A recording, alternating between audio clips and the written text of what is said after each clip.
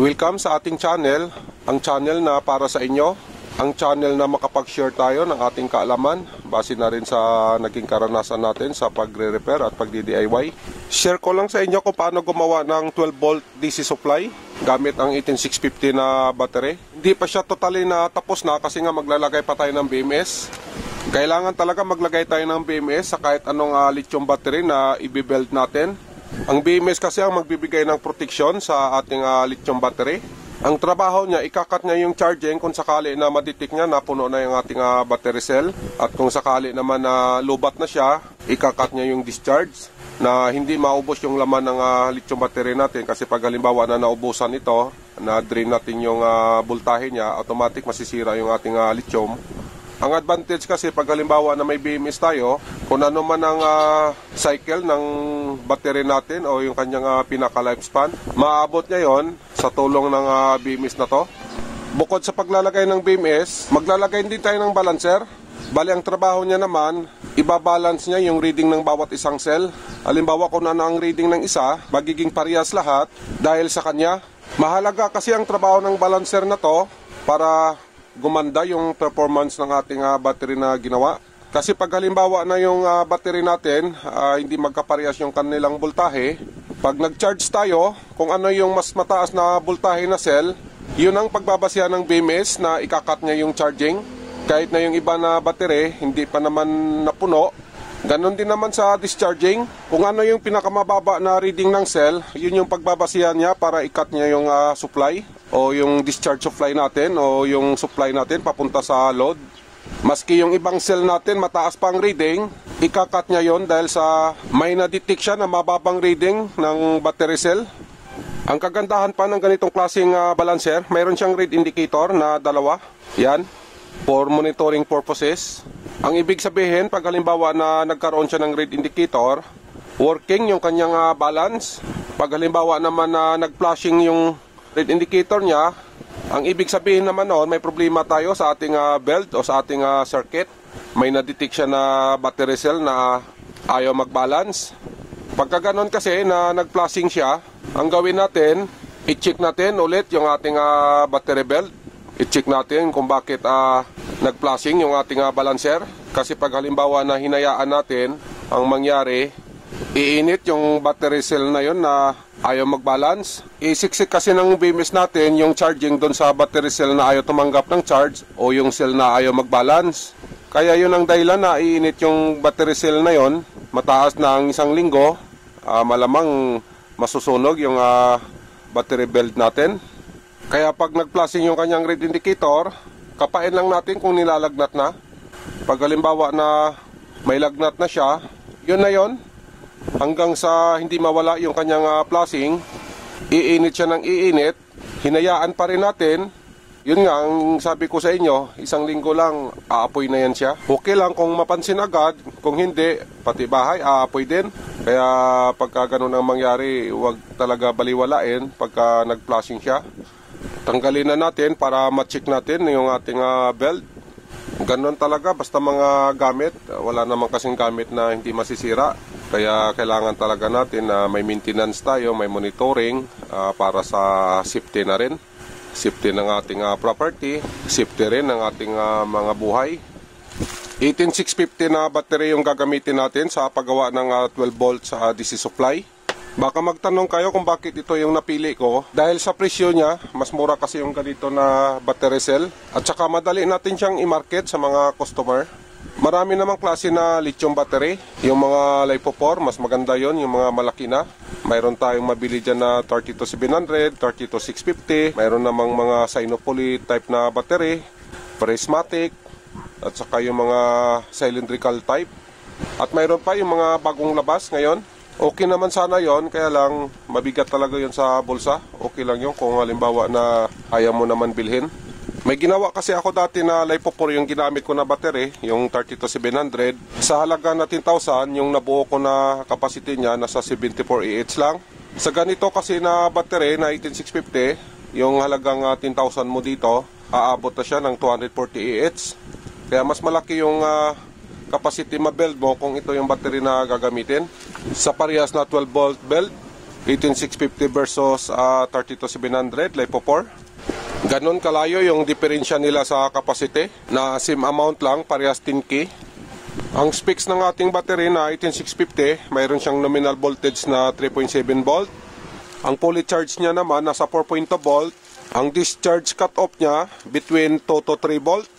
Mayroon naman siyang charging na 2 ampere. Yung discharge ampere niya naman depende sa capacity ng battery. Halimbawa itong gamit natin na battery, nasa 3000 milliamp hour ang capacity nito. Ang conversion ng 1000 milliamp hour is equivalent to 1 ampere per hour. Ibig sabihin, yung ating battery na i-build, nasa 3000 milliamp hour to, equivalent 3 ampere. Yung 3 ampere na yon, yun naman yung kanyang discharge. Ang ibig sabihin, 3 ampere per hour yung discharge nito, base sa kanyang capacity. Pag halimbawa naman kasi ang capacity ng battery nasa 2200 milliamp hour, convert natin sa ampere, magiging 2.2 ampere. Ang ibig sabihin noon, yun din yung discharge niya, yung 2.2 ampere na yun. Ganon lang yung computation niya. Sa pag-build ng battery bank, mas mainam na gagamit tayo ng battery spacer kagaya nito. Depende yan kung ano ang battery na gamit natin, kagaya sa ginagawa natin ngayon. Magbe-build tayo gamit ang 18650 na battery. Kaya ang gagamitin din natin na battery spacer, yung para din sa 18650 na battery spacer. Ganito ang itsura niya. Iba-iba naman ang sizes ng battery spacer, depende sa i-build natin na setup. Ang gamit natin, 3x5, ibig sabihin, naka-3 series to at saka naka-5 parallel. Mayroon naman tayong mabili na battery spacer na 5x6, 1x2. Depende na yun kung ano yung gusto nyo. Ang sa akin naman kasi, ito ang napili ko, mostly kasi ginagawa ko 3S. Ang gawin ko kasi ngayon, gagawa ko ng 12 volts. Kaya ang gamit natin na battery spacer, naka 3S tayo, naka 5 parallel. Gagamitin ko kasi ito sa rechargeable car ng pambata. Ang battery kasi noon, lead acid na 6 volt. I-upgrade ko siya ng 12 volts para mas mabilis yung takbo niya. Okay naman yung 6 volts na motor niya, palitan natin ng supply na 12 volts. Hindi naman masisira yung motor niya, kundi ang mangyari, bibilis yung kanyang takbo. Yung original niya na battery, yung lead acid na yon, masyadong mabagal. Hindi siya gaanong gusto ng mga bata. Ang gusto kasi nila yung mabilis-bilis na, kaya ito yung gagawin natin. I-upgrade natin ang battery supply, tataasan natin. Gagamitan natin siya ng lithium battery, kagaya sa ginagawa natin ngayon. May ginawa na kasi ako nito dati, yung bata na lang ang surrender sa tagal niya malubat. Halos 2 oras, malakas pa rin siya. At isa pang advantage nito, madali lang siya i-charge. Mataas na yung 2 oras, mapuno na siya agad. Hindi kagaya ng lead acid na battery niya, inaabot ng 10 to 12 hours yung charging nun. At yung discharge niya naman, hindi abot ng 1 oras, lubat na agad. Kaya mas maigi i-upgrade na lang natin para ma-enjoy naman yung mga bata at saka satisfied din sila sa performance. Maganda kasi ang hatak nito at saka mabilis talaga yung takbo niya. Ngayon, pag halimbawa naman na baguhan lang yung driver o yung bata na gumagamit, pwede naman natin lagyan ng motor controller para ma-adjust natin yung bilis niya. Depende dun sa kakayahan ng bata na i-control yung car. Sa una lang naman yon, pero sa katagalan na magaling na siya mag-drive, ima-max niya rin yung speed. Madalas akong gumagawa nito, 12 volts build para sa 12 volt solar setup. Ang ginagawa ko, kung gagamitin sa solar, dinudugtong ko yung battery spacer. Yan, ganyan, no? Dugtong natin yan kasi pwede naman natin siya maidugtong dahil dito sa kanyang design na pwede natin siya idugtong. Yan, ganyan, dugtong. Dugtong din tayo ulit sa kabila. Yan. 3 dugtong, pang-4 na dugtong. Yan, ganyan, 4 na dugtong. Ibig sabihin, yung isa nito, 5, multiply natin sa 4 na dugtong, magiging 20 piraso yung battery na mailalagay natin dito na nakaparallel. Sa solar setup kasi kailangan talaga ng maraming battery para malaki yung capacity niya. Kasi pag halimbawa na malaki ang capacity ng battery natin, mas marami siyang mapagana na kagamitan. Share ko lang sa inyo kung paano gumawa ng power bank gamit yung ating 18650 na battery. Bali, ang gawin natin, itong isang pisngi lang muna. Yan. Bali, ang sukat nito, 3x5. Ang ibig sabihin ng 5, ang magiging capacity ng ating belt na naka-parallel connection. Ang tatlo naman para sa kanyang voltage output na gustong palabasin natin. Sa paglagay ng battery sa battery spacer natin, tingnan muna natin yung ating BMS kung ano yung magiging posisyon ng battery. Ang BMS kasi natin may nakalagay dito na 0, 4.2, 8.4, 12.6. Ang ibig sabihin, ito yung pinaka-negative terminal natin. Ito yung naman yung pinaka-positive terminal natin ng 12.6. Ang paglalagay ng battery, dahil ito yung kanyang negative, ito naman ang negative ng battery natin. Ito naman yung kanyang positive. So, magiging posisyon nito, ganyan no. Yan. Bali, ang mangyari, ganun yung paglalagay natin ng BMS. Yung negative dito, yung positive niya, dyan naman yan, yung 4.2 na nakalagay, ayan no, 4.2. Dito kasi sa kabila, 8.4, 12.6 yan. So, ganun yung magiging setup ng ating battery. Ang battery na gamit natin may capacity na 3 ampere per hour. Ang voltage naman nito, pag puno siya, nasa 4.2 volt. Pag halimbawa na naging dalawa yung battery natin, yan, times 2 lang natin, ang kinalabasan niya magiging 6 ampere per hour. Yung voltage natin, ganun pa rin, 4.2 volt. Kasi nga, parallel connection ito. Dagdag pa tayo ng isa, 3 times 3, magiging 9 ampere per hour. Same pa rin yung voltage, 4.2. Gawin nating 4, ganyan. Ang mangyari, 3 times 4, magiging 12 ampere per hour. Yung capacity niya, tumaas yung capacity niya dahil nga nagdagdag tayo ng battery. Pero yung ating voltage, ganun pa rin, nasa 4.2 pa rin kasi nga naka-parallel connection yan. Dagdagan pa natin ng isa. 5 na yan. 3 times 5 equals 15 ampere per hour. Yan na yung resulta sa 5 piraso na battery cell. Sa BMS natin, ito yung ating ayan o, 0 volt. Ganun ang posisyon niya sa baba. Ayan o. Negative kasi ang baba. Yung 0 na yan, ibig sabihin negative yan. Ganyan. Yung 4.2 naman, ang sa taas niya, ayan o. Ganyan yung magiging posisyon niya. Ang pangalawang gawin natin, proceed tayo sa 8.4. Ayan o, 8.4 yan o. Ang gawin natin, para mag 8.4 siya, dagdag tayo ng battery na series connection. Ang ibig sabihin ng series connection, ito yung kanyang positive, negative. Ganyan lang natin siya o. So, 4.2, magiging 8.4. Ito na yun siya, yung 8.4 na yun. Ayan o, 8.4. Yan, nakaganyan yung cell natin. Ito kasi nakahilira ng ganyan. Ito naman, pag ganyan siya. Ito ang sinasabi na series connection. 1S, 2S. Kaya, ang gawin natin, hindi naman pag ganyan yung posisyon nito. Ang gawin natin, ganyan no. Ibaba natin to. Ganyan, taob. Ibig sabihin, maglalagay tayo dito ng ano. Ganyan. Para doon yung 8.4 natin sa baba. Ito ay series connection natin to. Ito naman yung ating parallel connection. Base sa sinusundan natin na BMS, ito yung susundan natin kasi gagamitin natin para sa belt natin na battery bank. Ito yung kanyang negative. Ayan na yung nasa baba. Tama naman. Yung kanyang 4.2, ito na yon. Yung kanyang 8.4 naman, dito sa baba. Kaya yung 8.4 natin, nasa baba din. Oh. Ayan o. Oh. So, ang ibig sabihin, tama yung pagsalansan natin ng battery cell. Lagyan pa natin ng battery cell na 5 din, kagaya sa ginawa natin una. Dagdagan natin. Kaya lang, pansinin nyo yung nasa itaas natin. Ito yung positive, negative.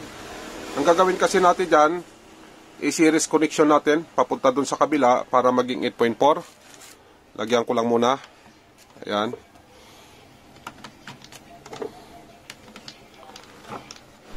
Ayan yung 1S natin, yung unang hilira. 2S natin, yung pangalawang hilira. Yung unang hilira natin, 4.2, 15 ampere per hour ang capacity.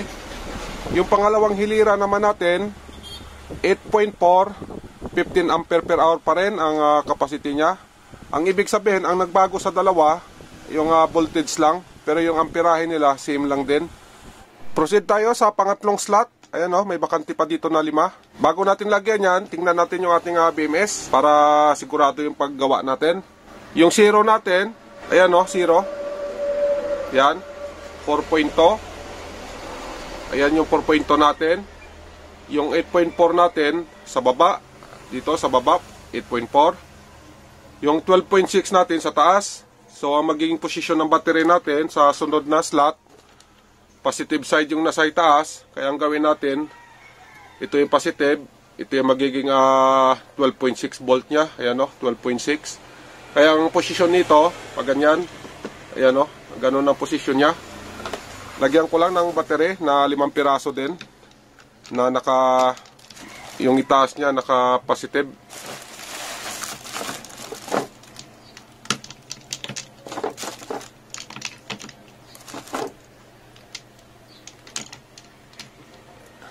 Ayan, kompleto na siya. Yung unang slot natin, ito yung kanyang negative. Ito naman yung 4.0. Series connection tayo papuntang pangalawa.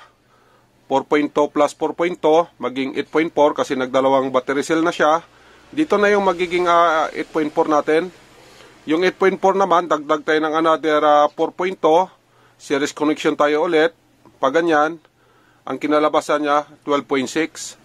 So tama naman yung gagamitin natin na BMS na maging ayan o, kinalabasan niya 12.6 na siya.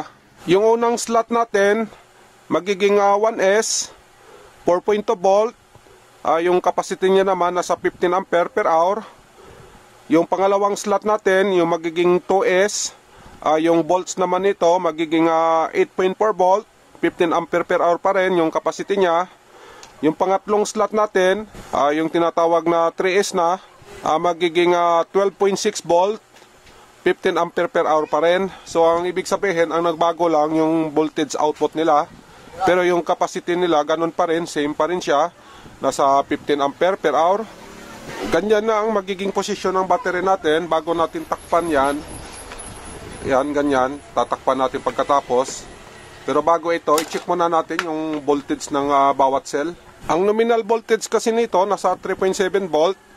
Mas maganda kung mas lagpas pa yung ma-reading natin na voltahe doon sa 3.7. Halimbawa, reading niya nasa 3.8, 3.9, mas maganda yon. Pag below 3.7 volts, kailangan hanggang 2 volts lang siya. Pwede pa naman yon. Mas maganda pag below 3.7 volts, gamitan nyo ng charger, i-charge nyo muna. Check nyo kung makaabot pa siya ng 4.1 something. Pagka halimbawa na umabot siya doon, ibig sabihin okay pa ang cell na yan. Sa akin kasi pag below 3.7 volts, ang ginagawa ko, charge ko muna sa charger na i-check ko kung aabot ba siya ng 4.1 megahet. Ito yung ginagamit ko na charger, Litokala. Ang kagandahan kasi ng charger na to, pag napuno ay yung battery cell natin, kusa siyang nag-i-stop. Halimbawa, ganito, i-charge natin. Mayroon siyang read indicator. Ayan o, yung kanyang read indicator. Ganyan yung ilaw niya. Nagcha-charge yan siya. Pag halimbawa na napuno yan, kusang nag-i-stop. Pag halimbawa na nag-stop na yung charging, sukatan natin yung battery cell kung ano ang reading niya. Kung halimbawa na ang reading niya umabot siya ng 4.1 mahigit, ibig sabihin okay pa yun, pwede natin isama sa belt. Pero pag umabot lang siya ng mga 3.8, 3.9, wag na natin isama sa belt natin kasi maapektuhan yung ginawa natin na sit-up o power bank. Pag below 2 volts naman, considered na yan na may problema yung battery cell. Ngayon, kung bago pa siya, nag-iinayang kayo, pwede nyo naman i-try na i-charge kung makaabot siya dun sa tamang reading na 4.1 megahet. Mostly kasi sa mga gano'n na battery cell na mababa pa sa 2 volt, pag chinarge mo siya, aabot lang siya ng mga 2.8 o max niya na yung 3 volt. Yun yung pinakapuno niya na. Kaya yung ganun na mga cell na hanggang 3 volt lang yung puno nila, wag na natin isama kasi maapektuhan yung operation ng ating BMS. Check natin ang reading ng bawat isang cell. Yung ating multimeter, set lang natin sa DC volt. Sukat tayo. Yan yung reading natin, nasa 3.9, okay to. Dito tayo sa pangalawa. 3.9 din. Pangatlo. Ganon din, no? 3.9. Pang-apat. Ayan, 3.9 din.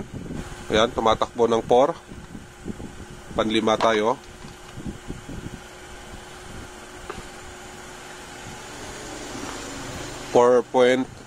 Ayan o, nasa 4.05. Sa pangalawang slot tayo, 3.9.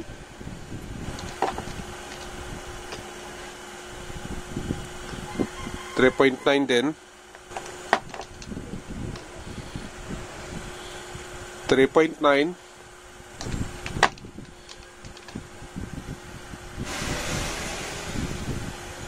3.98.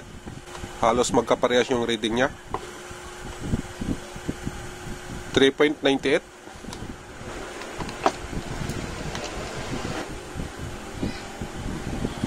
3.98 din.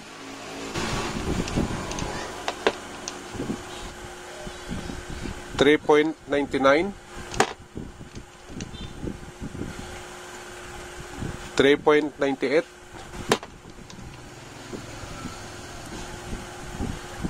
3.99.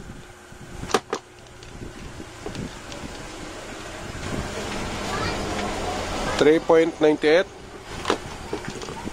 Okay naman ang reading ng battery cell natin. Ganun yung magandang reading. Lagpas sa nominal voltage na 3.7 volt. Base sa kanyang voltage reading, okay na to. Pwede na natin siyang i-build. Takpan na natin. Yan, ganyan. Ito na yung kinalabasan niya. Gamitan natin ng nickel. Ito yung gagamitin natin para ma-parallel connection natin siya at saka ma-series connection. Ang kapal niya nasa 0.1 mm. Nag-cut na ako ng nickel. Itong 4 na piraso, ito yung 0 volt natin na negative. Ito naman yung 4.2, 8.4, 12.6 yung ating min positive. Itong dalawa naman, ilalagay natin sa gitna. Ganyan o. Dito natin siya ilalagay.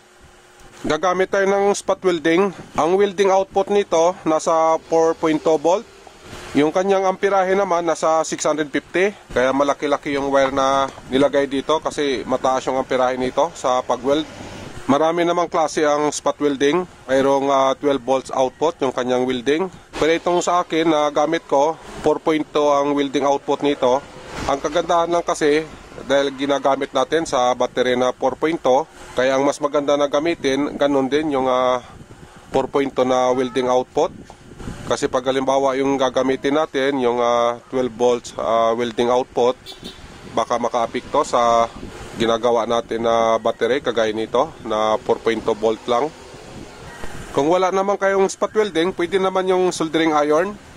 Kailangan lang yung mataas na wattage yung soldering na gagamitin nyo, mga nasa 100 watts. Hindi na pwede ito yung gagamitin nyo, yung nickel, kasi pang spot welding lang talaga to. Bali ang mangyari, ito yung gagamitin nyo, yung size 14 na THN. Bali ang gawin nyo, babalatan nyo ito, kukuha lang kayo ng 2 strand. Yun yung gagamitin nyo na pang connection dito sa battery, yung ganyan no. Halimbawa na wala pa kayong spot welding, gusto nyo mag-build ng battery, soldering iron ang mayroon sa inyo, ito yung gagamitin nyo na connection o pinaka-bus bar nyo. Ang gawin nyo lang pag halimbawa na ito ang gamit nyo, lalong-lalo na dito sa positive side ng battery, huwag nyo lang masyadong idikit. Lalagyan nyo ng distansya na mga ganyan no, mga 1 mm siguro, 1 mm. Yan, ganyan, angat lang siya dito sa positive. Kasi pag halimbawa na na-flat natin yan, ganyan no, ininang natin yung terminal nya dito sa positive side, ang mangyari kasi masusunog yung gilid. Ayan no, pag nasunog ang gilid na yan, shorted na siya kasi ang gilid negative kasi yan. Yan yung kanyang sapin lang yung pagitan. Pag nasunog ng hinang nyo 100 watts, mainit masyado yon. So ang tendency talaga masusunog yan. Pag nasunog yan, magkakaroon na ng contact yung positive natin at saka yung negative side natin. Kaya mangyari shorted na yung ano natin. Make sure lang na angat lang siya ng konti, na pag uminit yung wire, hindi masusunog yung insulator niya dito. Ganun lang.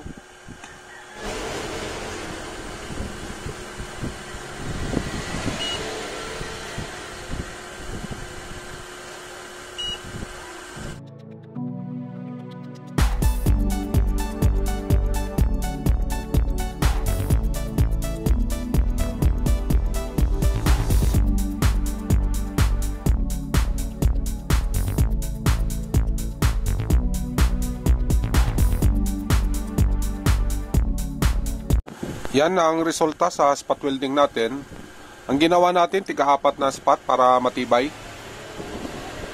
Ganon din sa kabila, tiga-apat din yan. Ilagyan ko siya ng sobra. Ayan o, yung 4 na piraso. Yan yung paglalagyan natin ng BMS.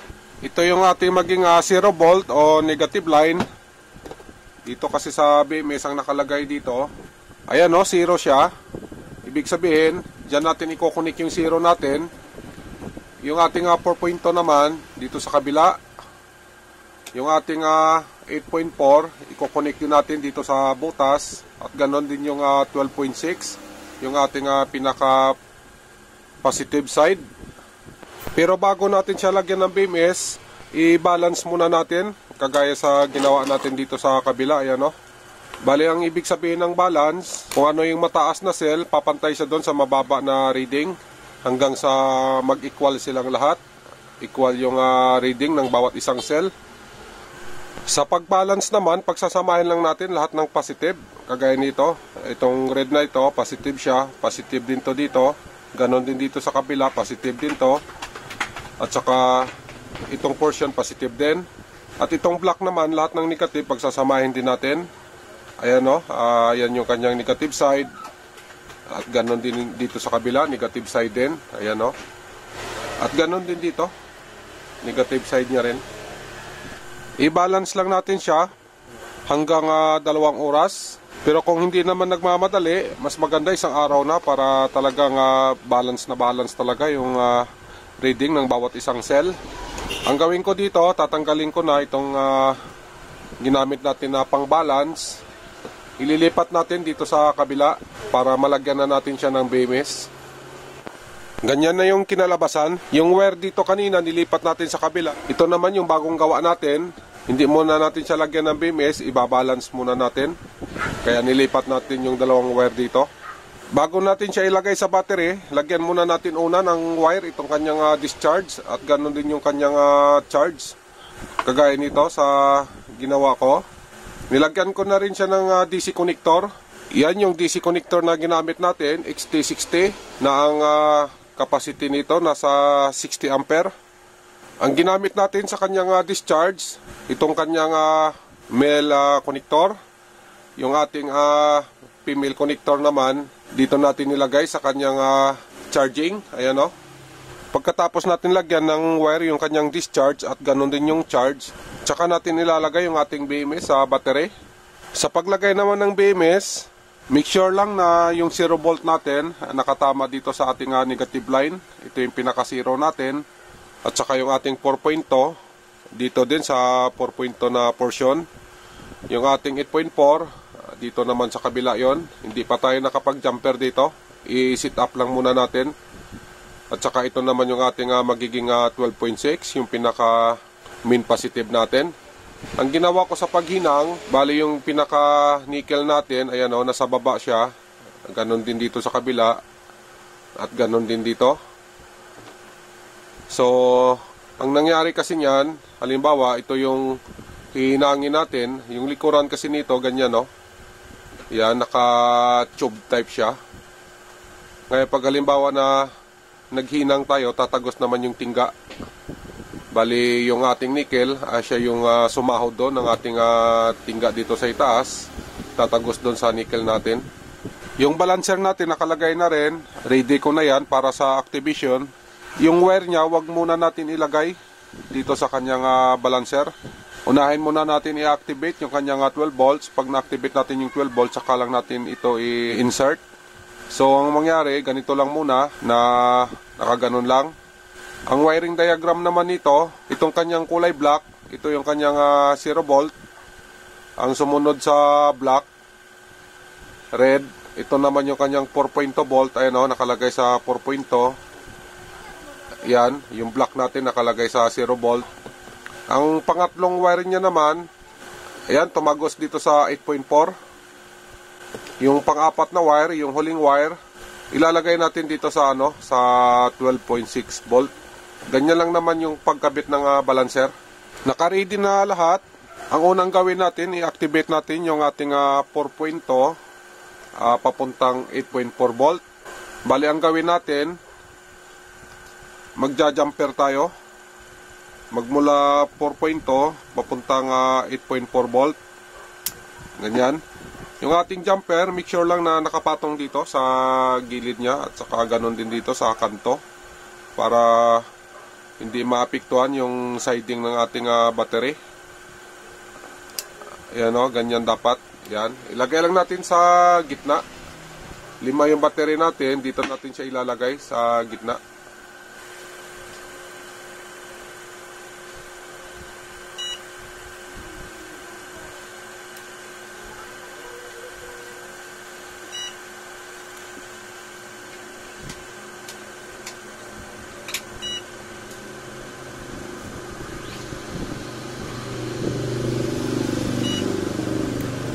Ang sunod na gagawin natin, i-activate natin yung ating 8.4 volts going to 12.6 volts. Ganun ulit yung proseso. Sa gitna din natin siya ilalagay. Ayan o, ganyan din. Pagkatapos, i-spot welding na natin siya.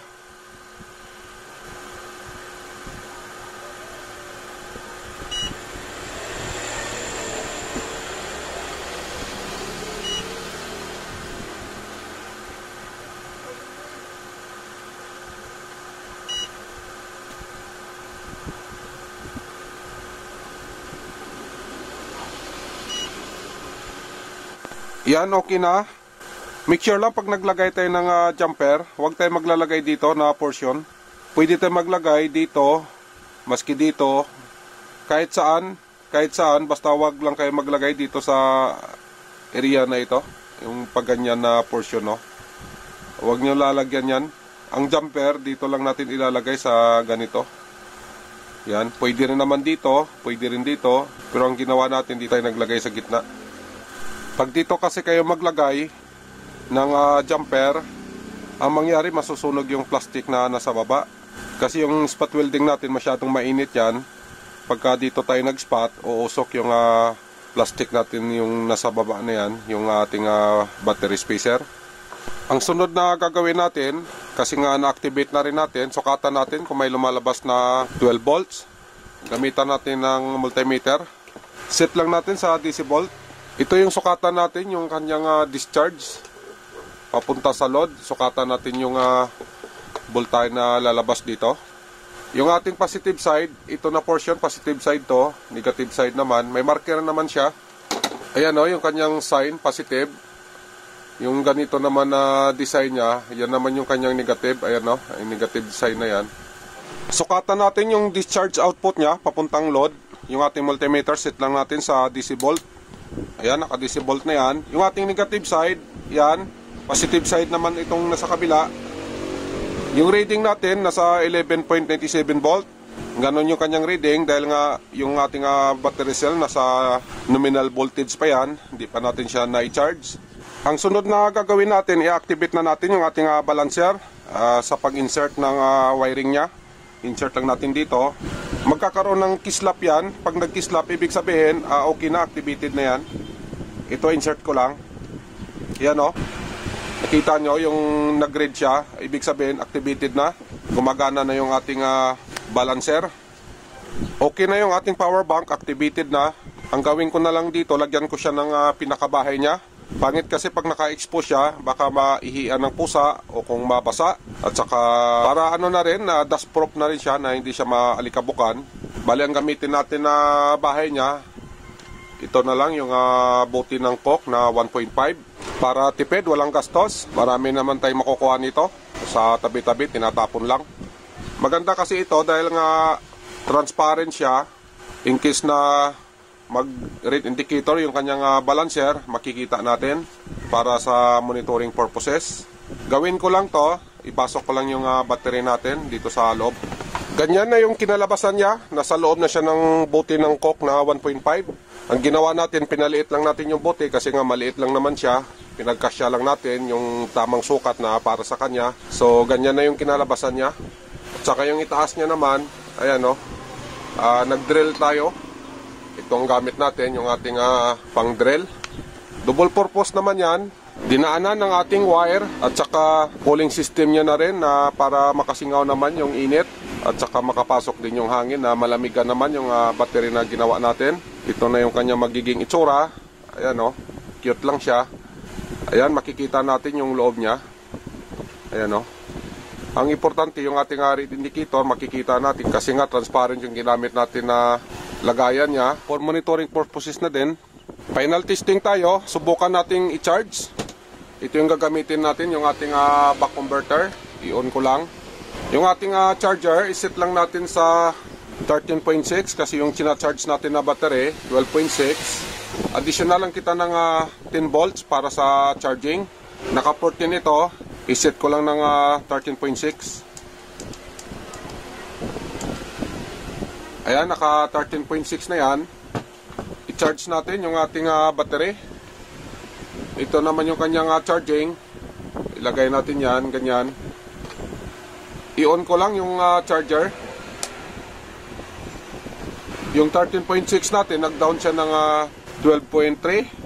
Ongoing yung charging niya. Yung charging wattage natin nasa 21.80 watts. Convert natin sa ampere. Yan, nasa 1.7 ampere yung charging. Okay na siya. Tumatanggap naman siya ng charging kasi kumakain siya ng wattage. Ang gawin natin, try natin, subukan itong kanyang discharge output o yung kanyang load side. Off ko lang yung ating charger. Yan, tanggalin natin dito. Ang gamitin natin na load, 12 volts na ilaw to. Dito tayo sa kanyang load side. Ayan o, umilaw yung ilaw natin. Ibig sabihin, okay naman. Nagbibigay siya ng output para sa load. Ayan, success naman yung gawa natin sa pag-build ng battery. Okay na siya. Ayan. Sa susunod, gagawa din ako ng video. Ganito naman yung gagawin natin, LiPo4. Ang battery type na ginamit natin, yan, 32700. Yung kanyang voltage naman, 3.2 volt. Ang capacity niya, nasa 6,000 milliampere hour. Hanggang dito lang tayo. Mahaba na rin yung video natin. Marami pa sana akong i-discuss, kaso sa susunod na video na siguro yung iba. Kung nakatulong sa inyo ang video, paki-like na lang at saka subscribe para tuloy-tuloy lang tayo sa mga ganito na pag-share para na rin sa kaalaman ng iba na ibabahagi din natin. Pa-support na lang din sa channel na para sa inyo. Makapagbigay tayo ng kaalaman sa pamamagitan nito. God bless sa inyong lahat. Mag-iingat kayo lagi. Bye-bye!